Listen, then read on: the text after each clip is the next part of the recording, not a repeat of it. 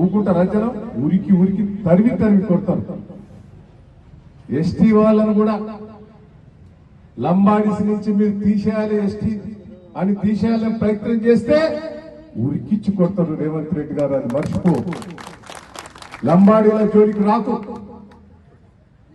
వాళ్ళ ఇచ్చిన హామీలన్నీ నిలబెట్టుకోకుండా పర్వాలేదు, కానీ వాళ్ళ హక్కుల గురించో లంబాడి ఎస్టీ దాంట్లో నుంచి తీసేస్తానంటే మొదలు నీ కోట్లు వేసిన మీ భద్రాచలం ఎమ్మెల్యే, అదే తిరిగా ఆదిలాబాద్ ఎక్స్ఐపీ నీ పార్టీ నుంచి మొదలు సస్పెండ్ చేసి నీ కాంగ్రెస్ పార్టీలో ఉండి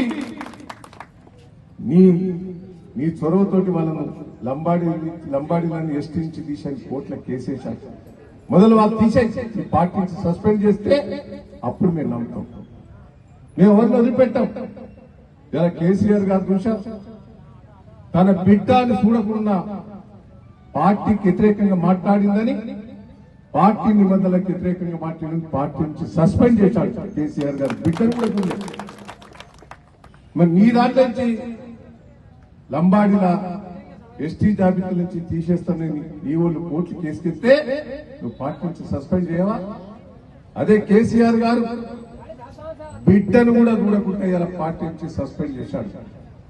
అది కేసీఆర్ గారు పార్టీ వ్యతిరేక ఎవరు చేసినా, ప్రజలకు ఎవరు ఇబ్బంది పెట్టినా, ప్రజలకు తప్పుడు మాటలు చెప్పినా ఎవరిని కూడా వదిలిపెట్టేది లేదనే కేసీఆర్ గారు నిర్ణయం.